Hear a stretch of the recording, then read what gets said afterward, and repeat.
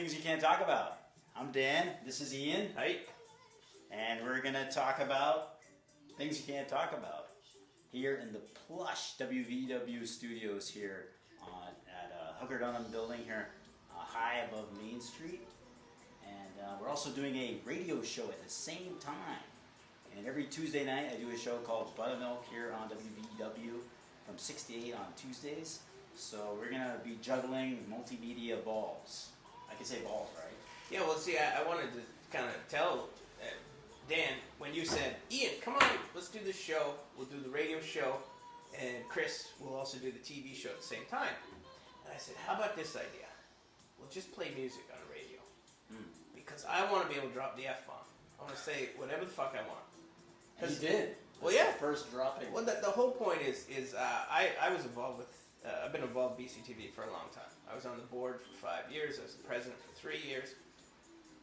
Public access TV is one of the last bastions of free speech. Yep. You can do just about anything on public access TV. There's a few limits. You can't violate other people's copyright. You can't libel people. You can't promote something commercial. I can't say, go down to Joe's and buy an extra large pizza, you know, if there actually were a Joe's in Bradford. Right. That's bad content, because it's non-commercial, you see. I can't do anything obscene. And that's the gray area, because you could fight it in court. Remember, what did the Supreme Court Justice say about obscenity? I'll know it when I see it. I'll know it when I see it. You know? So, and then my involvement, I've been involved in community radio. Radio Free Brattleboro, remember the unlicensed station that existed in Brattleboro long before I don't remember that. WVEW? What, is that something we can't talk about? We can't talk about Brattleboro Free Radio? Radio Free Brattleboro? Oh, we can, but I just don't remember it. Well, you mentioned, I don't know if it was on the TV, but you mentioned, you know, the passing of Larry Block. Somebody, he was my boss for 8 years. I worked for Save Corporations from themselves. He was my boss. I had a good relationship with him. He was intimately involved with community radio, back when there was an unlicensed station. I have footage of Larry having a very civil confrontation with the FCC guy the first time they showed up. You know, and said, you got to shut this down because you don't have a license. I had a show on WVW. Oh, yeah. And I did it late at night, you know, when I thought it was safe harbor, where I could slip a little F-bombs in there. And I don't know if I got a warning, but then I read an FCC ruling that used the F word. I think it was the Janet Jackson argument. Yeah. And they put out this press release that was full of foul language. And I thought, well, shit, I can read the FCC release on the radio. How are they going to bust you for language when you're reading your own FCC press release? Yeah. Well, the people at the station didn't see it that way. You want to play track 5, or you got some other track? I got some, but yeah, I can't play track 5. Track 5 is great. Do you know that's a track? Of course. Jimi Hendrix. So, yeah, I think I got kicked off the air for a little while because of the dirty words. They didn't want to go there, and so I don't know. I just stopped having a radio show. You know, I'm gonna take my ball and go home. Well, you also had Ian's bookshelf. No, that was the show. That was you weren't that late in the evening. 11 o'clock. I chose it specifically because, like with BCTV, this content, it's safe harbor after 11. Okay. You know? But with radio, you know? Did I bring the George Carlin? We got the 7 words. Well, no, we'll play the one George Carlin we can play on the radio. Right. Let me know when you want to play George Carlin. Okay. It's a great album. So, we also had some specific things that we wanted to talk Oh about. yeah, here's a list I made up. Tell me what you think.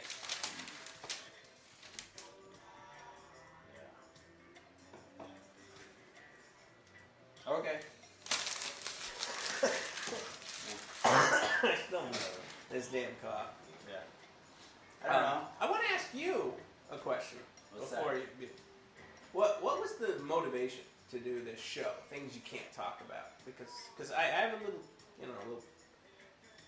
snit about the idea of things you can't talk about. Well, the impetus was that, you know, there's lots of things that if you go to a party that people don't talk about openly, because, you know, if you talk about conspiracy theories or whatever, that kind of stuff, people are in the corner, whispering kind of. Yeah. And when Yeah. people come over and find out what you're talking about, they go away. Okay. Or if you're talking about politics or Yeah. certain things. So I thought it'd be cool to do a show, or that where you talk about things that you can't talk about to get people thinking and talking about those Yeah. things that Yeah. some reason people don't talk about. Yeah. And so I talked to Chris and Lisa about it, and they were hot for it. Yeah. So we got in bed together. You know what I'm saying? Yeah, my people talk to their Yeah. people. And, That was great. And here we are. So, Okay, I like that. What's your snit? No, I said that you can't talk about it. I think you can talk about anything. It's just people won't listen. Mm. But as you say, a little bit more like people don't talk about it. Yeah. And we talked about it. I mean, conspiracy. Here's the deal. Me and conspiracy theories. My wife summed it up. She did a little pop psychology on me. Yeah. My parents divorced when I was about 4 years old. So I discovered from an early age that adults were conspiring without my knowledge to make life miserable. She says that's why you like conspiracy theories. And she's probably right. But some people to conspiracy theories, it's a psychological reaction to them. They have a psychological threat to even consider conspiracy theories. For me, conspiracy theories, let's go through it straight up. Conspiracy. There are thousands, if not hundreds of thousands, of Americans in prison right now. And why are they in prison? Because they were charged with a conspiracy. It is a legal term, If you, me, 3 other guys get together talk about robbing a bank, we don't even rob the bank, that's conspiracy. We've committed a crime. We've conspired to break the law. And there are plenty of people in prison for conspiracy. So it's a legal term. Theory is scientific. How do you have a theory? In science, you got a theory. You say, I got evidence. And the evidence makes me think that I got this theory. This is my working theory. If you look at the evidence, it supports the theory. If new evidence comes in, or some of that evidence is faulty, you might have to change that theory. Mm-hmm. So conspiracy theory shouldn't be this bad thing, but it is. And I think there's a psychological resistance. And there's 2 quotes I ran across. I don't know who said the first one. It was, those who think everything is conspiracy are paranoid. Those who think nothing is conspiracy are fools. Right. And I think that sums it up. There's no question that conspiracies happen. Some conspiracies are successful. Often the successful ones you probably wouldn't be able to prove. Unsuccessful conspiracies. Jack Abramoff conspired with Republicans in both the House and Senate to basically milk the Indian tribes for money for lobbying. They overcharged him. And he's in jail for all sorts of conspiracies. And that's just the way it is. The other one, which I think gets to the psychological heart, exactly what you're talking about. People, I don't know what I'm talking about. Gore Vidal, the late, great Gore Vidal, wrote, conspiracy theory is another name for unspeakable truth. And I think that gets to the heart of the matter. Because, for me, conspiracies, what do you get? The granddaddy of them all, the JFK assassination. And I went to Bradbury Union High School. I'm a local boy. And Bill Holiday, in his class, we had to get signed notes from the teachers so he could show us his Zapruder film. And if you saw Oliver Stone's JFK, which came out, I think, in 91 or 92, Bill Holiday, he educated us long before. Like a year before the JFK assassination. You want another track? Yeah, I want another track. Well, with JFK, there was this great book that came out called History Will Not Absolve Us by a Philadelphia lawyer. Literally, the guy's a lawyer from Philadelphia. And he has a great quote in that book. And he says, the nature is sort of with political conspiracies, is people can believe anything. And that doesn't threaten things. It doesn't threaten their own psychological feelings. He said, people can believe anything, and it doesn't threaten things. It doesn't even threaten their own, feelings. But if they know something, then it would take responsibility. They'd have to act on it. You can believe that Kennedy was killed by a government conspiracy. But if you know it, then you're going to have to accept responsibility. And there's been some amazing books that have come out recently. JFK and the Unspeakable, which I haven't got a chance to read yet, has really, the guy's worked on it for a long time, and it's really getting into a why. It's really getting into a why. So I have a friend, for example, let's segue on this JFK assassination stuff. I have a friend who, when I moved back to Bradford in 2002, I worked at Everyone's Books. Yeah. You know the guy. Buddy Love, let's call him. Okay. Keep his real name. He was DJ Buddy Love. Really? We've all interacted with him. I met him because he comes into Everyone's Books, and we start talking about JFK assassination stuff. Probably segued because of some book come out, or he's going to order something, or he's looking for something. Boom, we hit a. We're a couple. We're like a generation apart. You know, we're slightly. Maybe he's 10, 12 years older than me. We're sort of different experiences, and he thinks I'm cynical because I'm post Watergate. You know. Whereas he was probably in his teens when Watergate happened. So we have talked about the JFK assassination, and he knows it was it was a government conspiracy. I mean, I'll give you names. Allen Dulles was involved. LBJ was involved. J. Edgar Hoover was involved. General Edward Lansdale probably ran the actual operations in Dallas. You know, the best sources on the Kennedy assassination, in my opinion, are L. Fletcher Prouty, who was a former Joint Chief of Staff, wrote a book called The Secret Team. If you watch Oliver Stone's JFK, and I did re-watch it again recently, there's like a 10-minute segment. It's the scene where Kevin Costner, the Jim Garrison character, goes to Washington to meet Mr. X, played by Donald Sutherland. And it's this 10-minute segment where the L. Fletcher Prouty character goes through. We have another track lined up? Oh, yeah. Where the L. Fletcher Prouty character sort of walks him through the big picture of how he thinks it went down. And it is such amazing filmmaking, and you can find it on YouTube, just that 10-minute segment. It really just encapsulates what I think is the best thesis, the best understanding. So going back to Mr. Buddy Love, his DJ name, we agree completely on the JFK assassination, you know? And we share each other, you know, we consider the same sources. What are some of the best sources? What do we think are the most plausible explanations? But 9/11? No.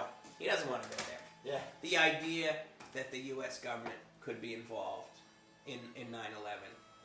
And I'll run it down for you. I mean, here, I'm a visual thinker, so I gotta... It's good for TV, too. Jesus. You know, and I'll tell you, it's if you're a conspiracy nut, and I'm not afraid to say that I am a conspiracy nut, fuck it. You know? Gay people were called faggots, you know? And they said, some of them anyway, fuck it, I'm a faggot, you know? I'm not gonna take that. We all know about nigger. You can't say it if you're a white person. But some black people say, I'm not gonna let you use it. It's not gonna hurt me. So, conspiracy nut, tinfoil hat club, sure. The problem with the conspiracy nuts and the tinfoil hat club is people laugh at them, and there's a revelation, and they're like, shit, they were right all along. I mean, 1973, with people saying conspiracies about Richard Nixon, saying about the president's elite doing it. Guess what? You know, 1974 rolls around. Watergate revelations start coming out. Tons of revelations about CIA activity in the United States. You know, the Church Committee hearings in the House of Representatives. And it's, guess what?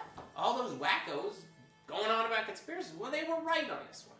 So I'm not afraid of conspiracy nut. But 9/11 is a gift that keeps on giving. Jesus, I watched something on YouTube, and it was about the television footage, and it's claiming there were no planes. Yeah. And I'm like, oh, that sounds ridiculous. No fucking planes. Yeah. But then you look at it. You watch it. And you're like, oh my God. There's only a couple. It was all a shared feed. There's things that look like they're completely manipulated because it's the same feed on different networks, and they put other stuff in the foreground. Really? The guy really draws it out. And I'm just how the plane melts into the tower. You're like, even just the framing of the shots and how it's wide and then it zooms in and then the plane appears and you never saw it in the wide shot, and he shows you the footage that it's all the same footage and it's on a different color in each network, and he says the first operation of warfare operations is controlling the perception, you know? Yeah. And it's like, I never thought I'd go that far. But I'm willing to consider. What happens though, Ian, is that people go, okay, given what you're saying is true, where's the motive? Why would the government kill its own people? I Why would they? watched. You know what I mean? They can't get their head around that thing. That the government. Why would they kill their own people? That doesn't make any sense. There's a woman, Catherine Austin Fitts, and she used, what is it, Latin? Cui bono, who benefits? And if you look at the explosion in government spending on Homeland Security, the Department of Homeland Security didn't exist. If you look at the guy who was in charge of air security for the United States of America on that day, was promoted to a position that didn't exist before 9/11, you know? Here's the three major theories of 9/11. I have to write them down because I'm a visual thinker. Here, I'll hold up to the camera, and then we'll go through them. No, it's real simple. These are the... I'll read something while you're doing that. No, these are the three... No, it's just simple. Look. These are the three conspiracy theories of 9/11. Minor. Do you know this one? Hold on, let me focus. Oh, he's got to Oh, yeah. focus on There that. we go. Focus. Gotta focus. This is the official story. It stands for massive incompetence, no one responsible. That's nice. Nobody ever took the blame, but we proved, FBI and CIA didn't talk to him, blah, blah, blah, blah. Yeah. The next level of conspiracy is the lie hop. You know that one? The let Is it that like happen. IHOP? Cut. Let it happen on purpose. And there's a lot of compelling evidence. The idea that all the warnings were there, yet the government didn't act on them because they wanted it to happen. And then here you go. You get down into the rabbit hole. This is the Matrix. You've taken the red pill. Use that. You got any more of those red pills? What a wonderful metaphor. Matrix as a metaphor has been seized upon. The whole film, The Matrix, and the metaphor of The Matrix has been seized on by the conspiracy community. And I'm here. This is where I am at. It's no fucking question about it. What does that stand for? Make it happen on purpose. And you can, the researchers, again, it's about the sources. Daniel Hopsicker is a former television producer guy. He's been Florida. And when 9/11 happened, he said, shit, some of these airports where these terrorists trained are right in my neck of the woods. He went out and started interviewing. And what's he find? Muhammad Atta hangs out, he's got a stripper girlfriend, is involved with, it connects to Jack Abramoff again with these floating casinos and cocaine. I mean, a devout Muslim who's a suicide bomber has a stripper girlfriend and doing coke all the time? Hopsicker really, and he's good, he's a reporter, man. He just focuses on what he can discover through investigation. And he discovered a lot of fishy stuff down in Florida. Yeah. The other guy, the book, really, this guy's going on. He's a theologian, more of a thinker, right? The New Pearl Harbor, you know this one. Yeah. And that title, The New Pearl Harbor, comes from something pre-9/11, the Project for a New American Century. A lot of those neoconservatives establishing and saying we might need a new Pearl Harbor. And then you want to talk about, go back to conspiracy, there are legitimate historians who showed that with Pearl Harbor, it was probably one of these, lie hop, let it happen on purpose. They had cracked the Japanese code. But before They needed the Japanese to do an act of aggression so that we could get into World War II. But going back to 9/11, I mean, I remember that day. Everybody remembers that day. Sure. And I remember watching it going, this is fucked up, right? This is a movie. There's something wrong about this.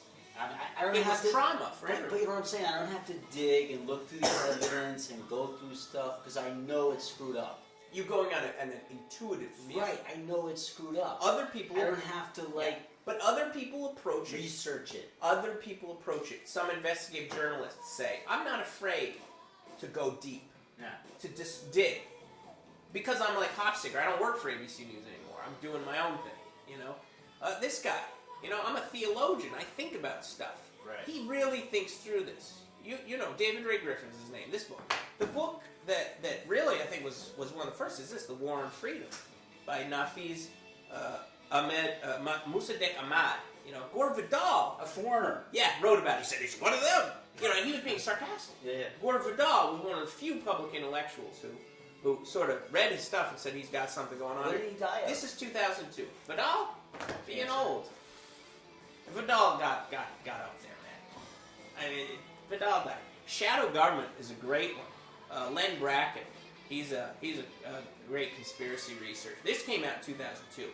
Very again more of a philosophical approach, but pretty deep with the hard facts. He had a great little I think the Great little introduction. One thing though about history, and I think a lot of people are taught history wrong, where there's certain dates, and they're not taught about the context.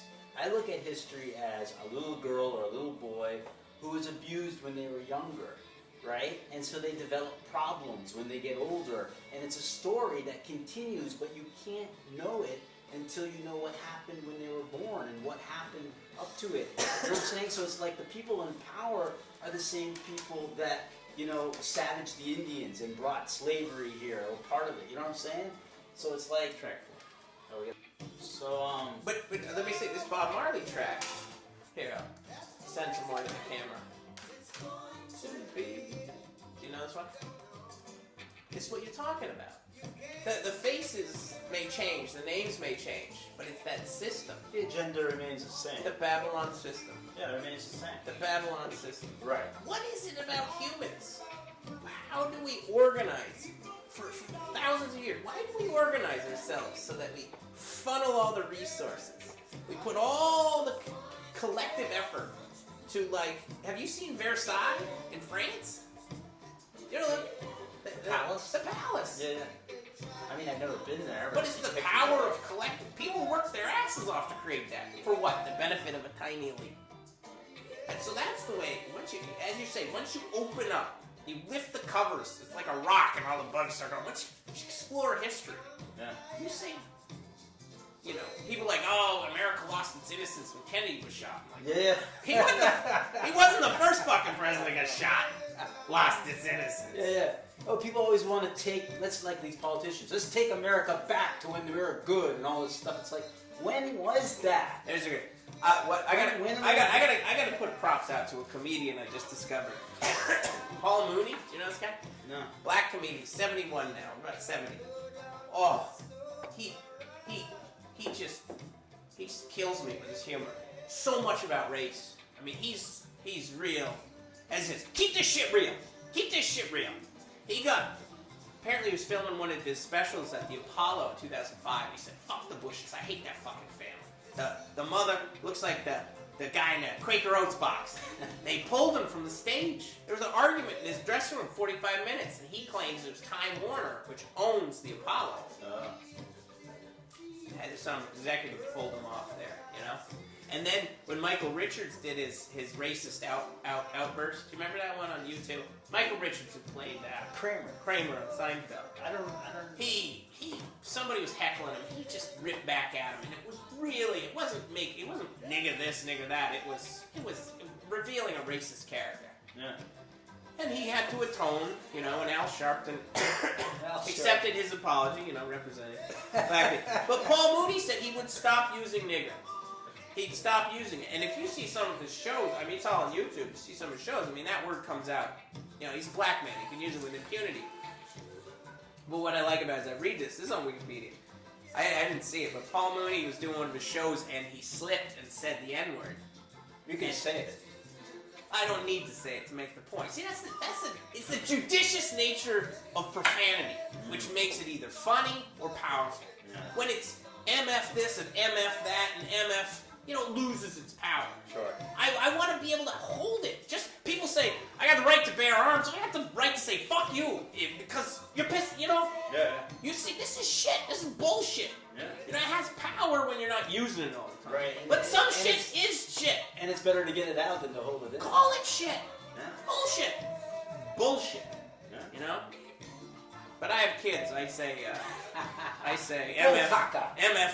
No, I just say F this. Essen and whatever.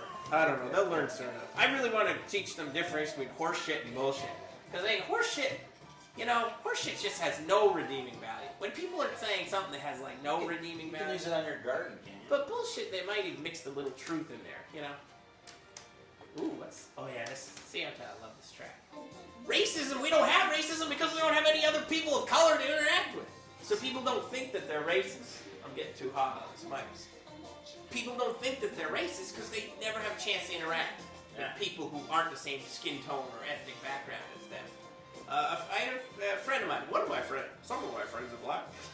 No, I had a friend, acquaintance at the time, you know, I don't stay in touch with him, but he talked about that. He said the difference between the South and the North. Big, black, bald guy. Big guy. He's going to stand out anywhere, even if he wasn't the only black guy in the crowd in Vermont. And he said the deal with the South that he could handle is they'll be racist to your face. But up here, people, they hide it. Yes. They hide it, you know. And you and I talked about that because, I don't know if you can't talk about it, but I'll tell you the truth, Dan. Dan says, this is a number of years back. He said, yeah, he married some Jamaican woman, and but we never saw her. She was in Jamaica, so we didn't know if he actually had a wife. Yeah, I met this girl at Niagara Falls, you know, and we got together. Yeah. Oh yeah. I'm gonna go see her soon. But you did. She's a beautiful woman. When you finally got her to this country, I was like, damn. I still have a friend who doesn't believe me because he hasn't met her. Okay. Yeah, Okay. that's kind of a joke, but you know. What Yeah. I mean. No. My stepfather passed on. He's been with a woman after he left my mom. Been with a woman for 20 years, but my wife never met her, so she doesn't believe she exists. I think white people think that black people are cool. Oh, because Paul Mooney talks about it. He said they take everything we got. Because black people seem more free to express themselves. White people are like, they'll come in a room, see somebody fat, and be like, they're not gonna say anything. But some black guy gonna go, damn you fat, damn you fat, yeah. Donuts down the hall. Yeah. You know? No, we're gonna dance around it though. Well, it's you know what it is. It's like a little 5-year-old girl going, your breath stinks. Yeah. She's just telling you that your breath stinks. Yeah.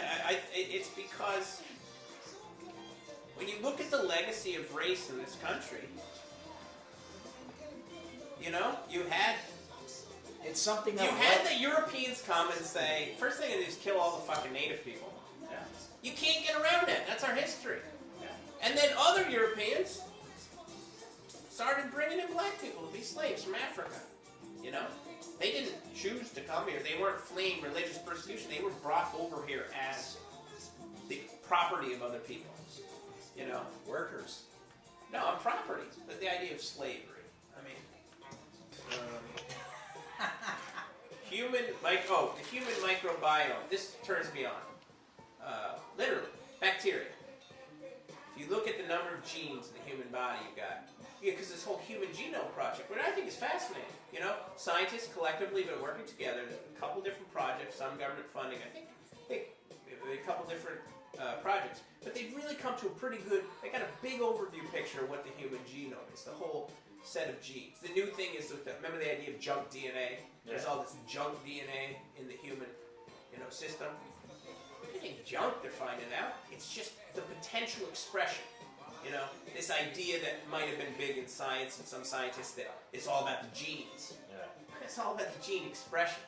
There's a hell of a lot of potential gene expression within every human, but it's this combination of genes and the environment working together. So because they've discovered so much about genes, it's like, guess what? There are even more, by a factor of 10 times more, maybe 9 times more genes of bacteria in your body. We are like a human-bacteria hybrid. And there's a cover story in The Economist, which is a very reputable magazine. It's basically the mouthpiece of the London bankers, who don't control the world, but probably control the bond market or much of the world. Mm-hmm. The financial markets. New Yorker did a decent piece. It wasn't one of those big, long New Yorker articles, but it was a decent piece. And Scientific American did a good cover story on it. So it's fascinating. They're looking at one guy who's been studying one type of bacteria in the gut. It shows up in some gastric problems, gastric ulcers and whatnot. And excuse me. And he was saying, well, maybe if we get rid of this bacteria, we get rid of it. And then he discovers, after 20 years of research, that not everybody does this bacteria cause these problems in the gut. In other people, it keeps them healthy. And so it's a lot more complex. In dental research, they know the certain strains of bacteria, which when you put sugary things in your mouth, that bacteria eats it up, produces acid, which chews away at your enamel. So dental care in the future may be more oriented around creating a positive a environment of bacteria in your mouth, so that those strains of bacteria that cause tooth decay, indirectly cause tooth decay. And we talked about this before, and my point is kind of like, all right, so you're going to come up with a bacteria, you're going to come up with some injection that's going to help you, put good bacteria in your mouth and do all this kind of stuff. And then you're going to continue to do things that cause you bad health. And the system is going to keep producing. All right, Dan, that is a cynical point of view. But that's what it is. People take drugs so they can drink. People take, things so they... You talked about that. Yeah, Tell me about that. A friend of yours, yeah, what was the deal? They have they're allergic to alcohol? Yeah, and so they take a drug so they can drink. Why don't you stop drinking? Why don't you take something away instead of do all this... I think what's going on here. Dan, I understand your fascination with it, but they're fucking with God, right? They're fucking with the natural order of things. Dan, I've told you before.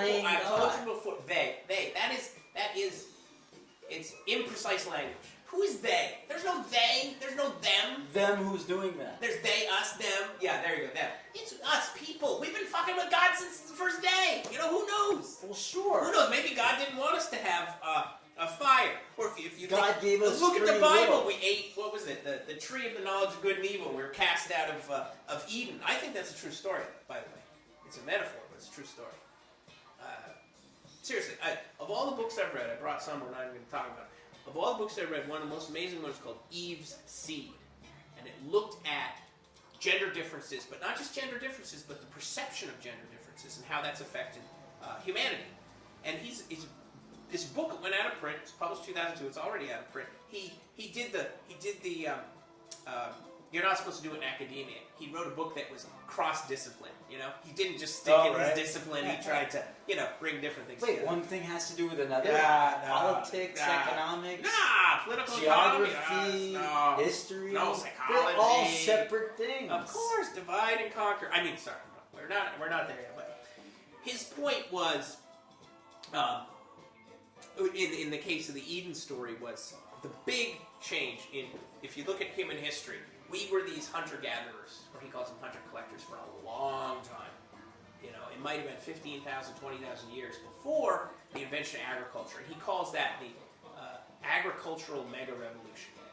It was a huge change in the way humans were. And then it allowed the growth, again, these are theories, growth of patriarchy, the growth of what I'm talking about. How long have humans been collectively working to support only a very small elite? This is the 1%, the 99%, that's been around for a long time. That's why I use the example of Versailles. You look at ancient Rome, you look at the Muslim, the Chinese, these histories, thousands of years of these kingdoms, and what are they? They are the collective energy of almost everybody just to support these, who were they?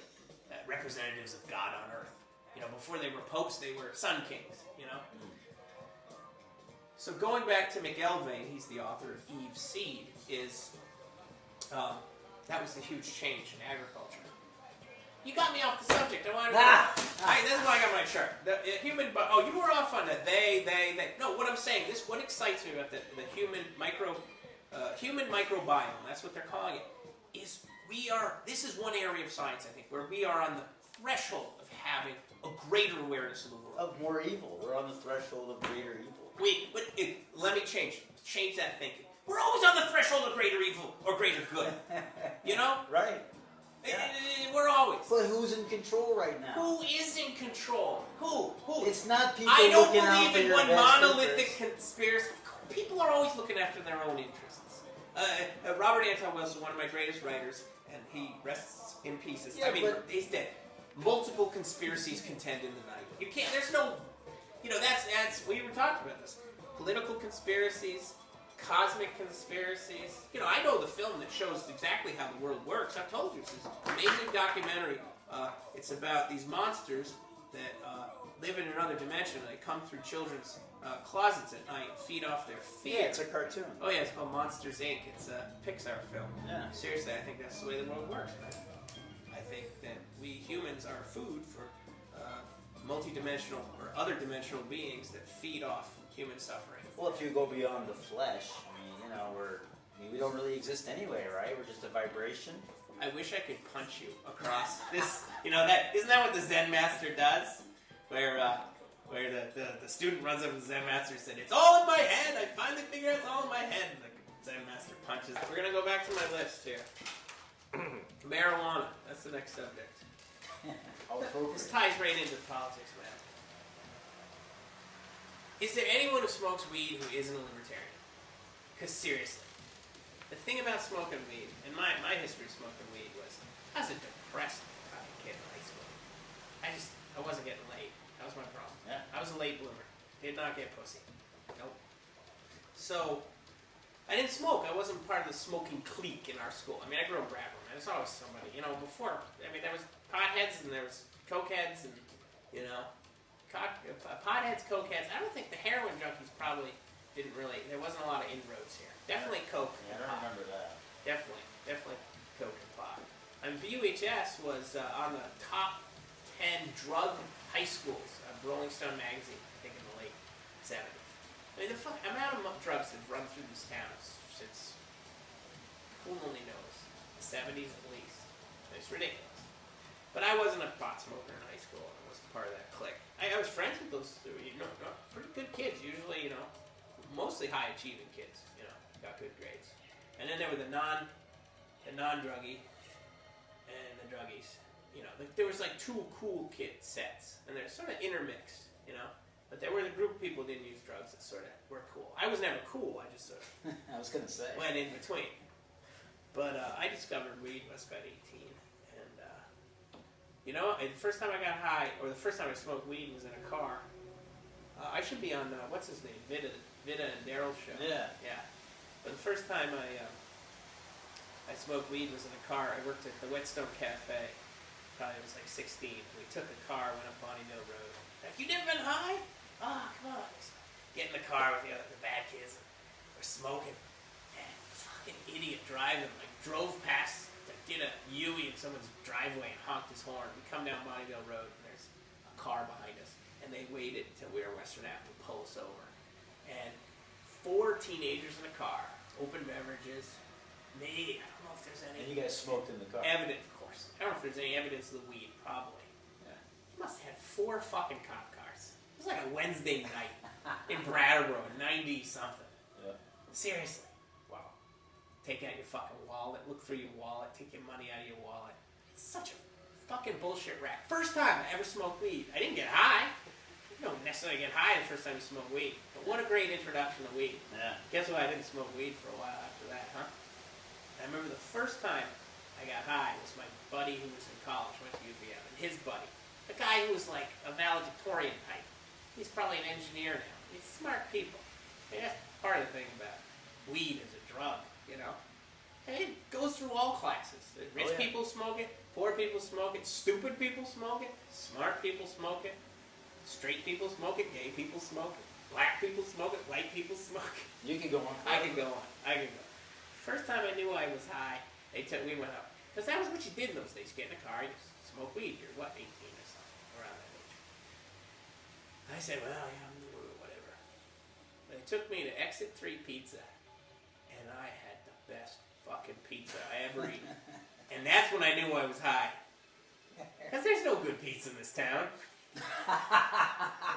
And I thought that was the best pizza in the world. So what a litmus test. But the one thing that weed taught me was that, wow, you can choose your emotional state. So I was a really depressive, melancholic son of a gun. You know, for whatever reason. And, you know, then weed went to, you know, led me to alcohol. And, jeez, I've had a love-hate relationship with alcohol. I always thought alcohol was a Catholic drug. I think if you will sin and then you will repent. Right. You know, gee, I've been more religious in front of a toilet, and you know, that's the what thing you about pray to weed God. is that if you're feeling all happy and nice, it enhances it. Yeah. And if you're sad and depressed, it enhances that. It's psychic MSG. So it's like if I'm not feeling well, I don't smoke. Yeah. It just doesn't. It's just like, okay, I'm just gonna get even more depressed or more whatever. So I just do it when I feel like I have specific things I want to do, or when I feel good, which is all the time. Yeah. No, I always consider it the same way. It's that it's like a psychological MSG. Do you know what I mean? I mean, you add it, it's just going to enhance the flavors that are there. You want another track? Here's the back of my list. We have marijuana, psychedelic drugs, the drug war. Why are drugs illegal? You know? Oh, well, because they're bad. Drugs are illegal because they create a black market that the UN estimates is $500 billion a year.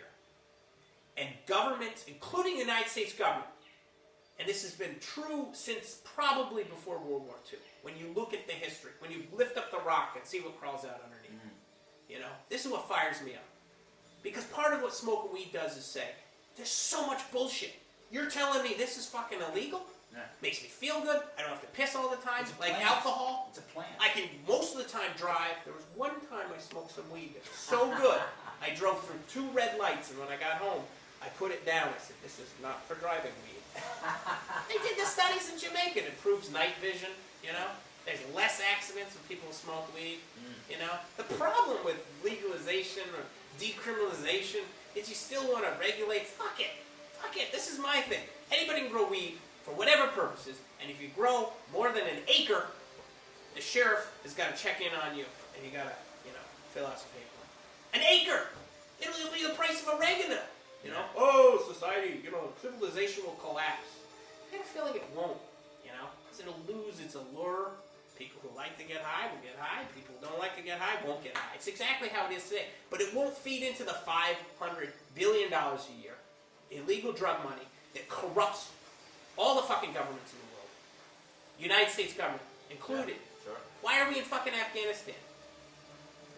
The Nice Taliban reduced opium production. Yeah. We go in, 95% of the world's opium comes out of Afghanistan. You know, that's Afghanistan for you. Yeah, that's what we're protecting, man. Poppies. Poppies, baby. You ever drop that? Yeah. I didn't like it. Mushrooms. I like mushrooms. Yeah, you can trust mushrooms. You can trust mushrooms as they came in here. Problem is, it's black market. Okay. Just felt weird. I didn't feel like I was in the real inside. I'm a reader. Tim Leary.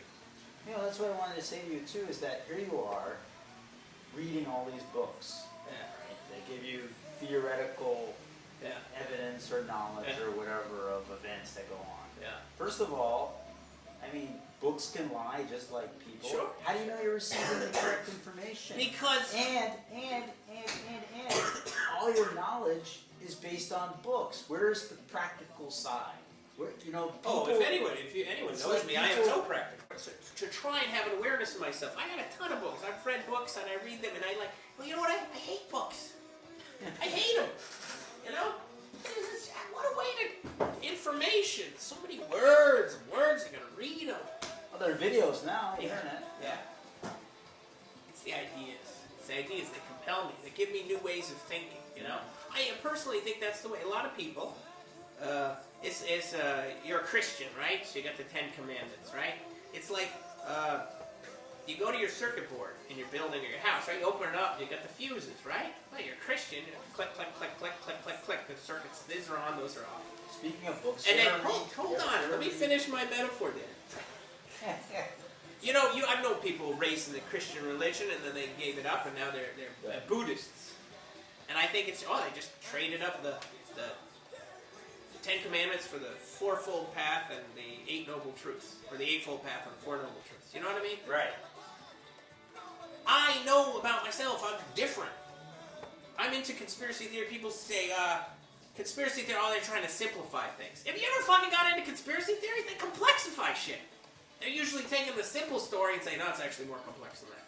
You know? It's the same thing. What is my religious? What is my spiritual experience? I'm drawn to Sufism, Taoism, the complex stuff, you know?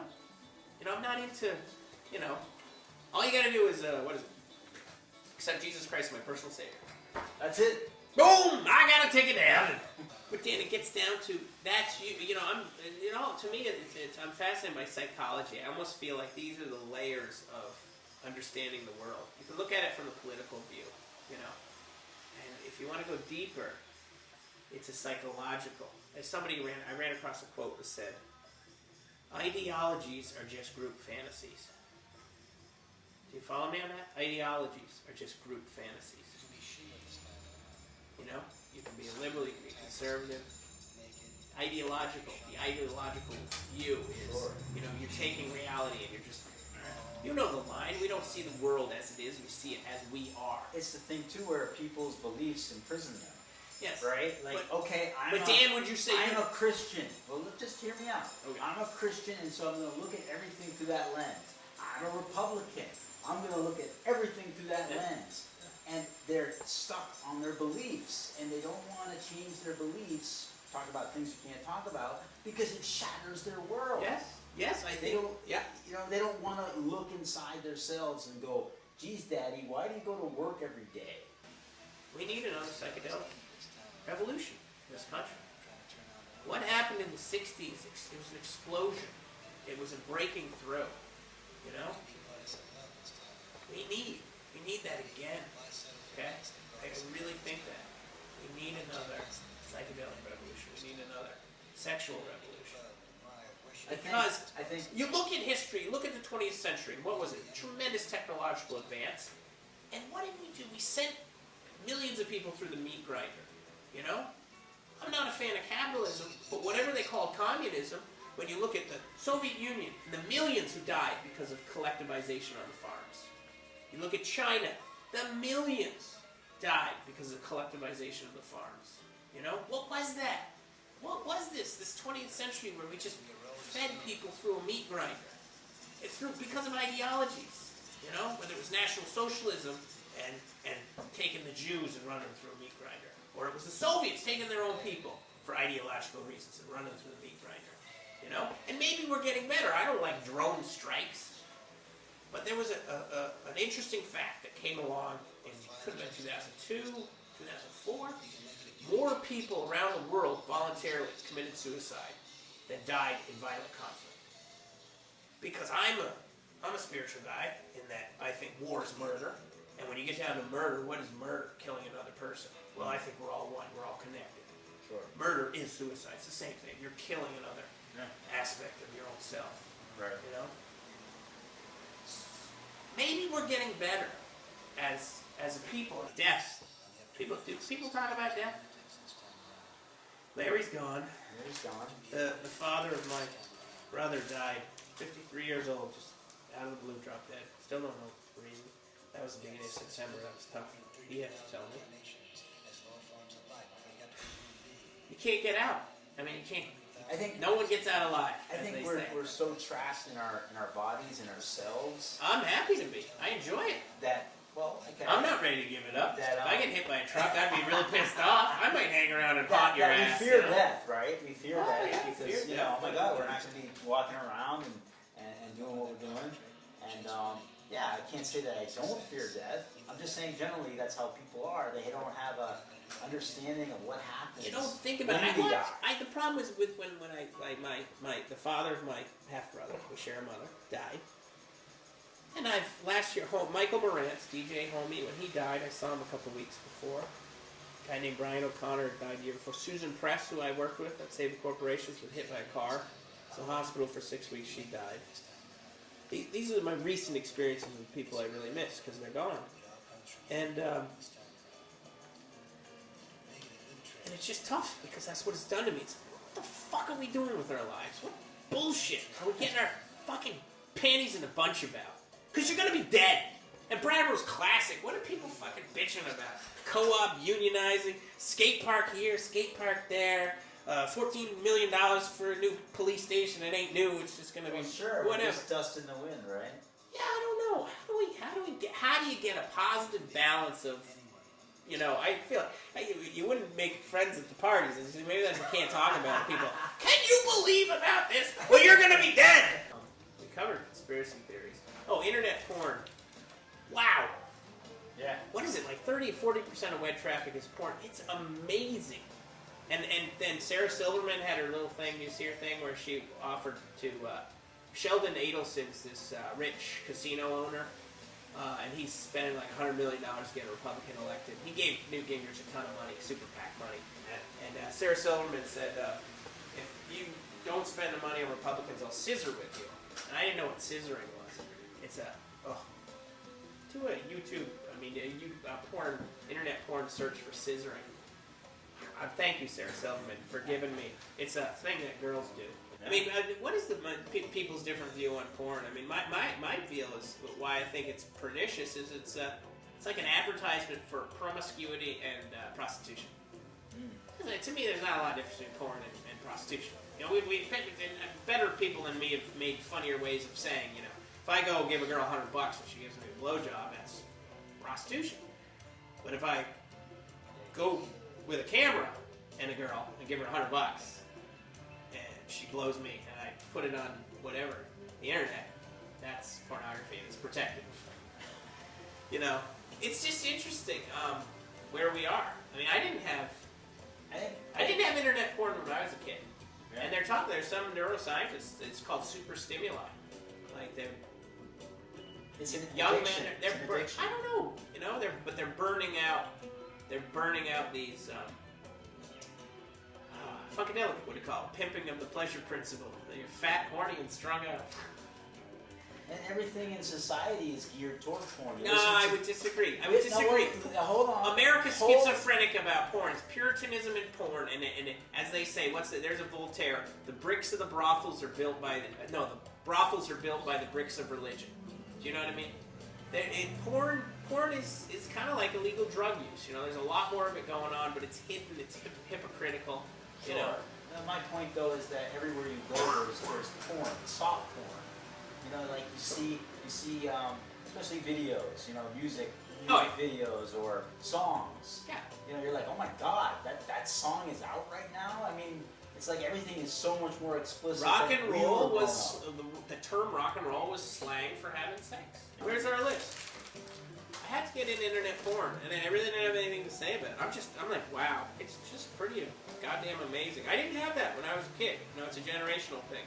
I mean, we had Victoria's Secret catalogs and the Playboys, and sometimes you'd get those dirtier magazines. House, Hustler, Gallery, Jugs, Cherry, Barely Legal.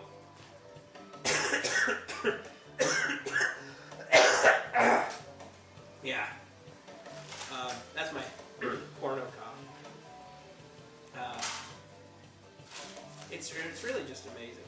Final statement. Things you can't talk about. The problem with me, getting me on your show, Dan, is I'm in love with the sound of my own voice. And I love ideas. I don't believe in dogma. You know, like I say, conspiracy theories to me are like Doritos. I eat them up. What do I really believe? What do I really believe? I believe that we're all, you know, I believe some weird pantheism, you know. I'm kind of a born-again pagan.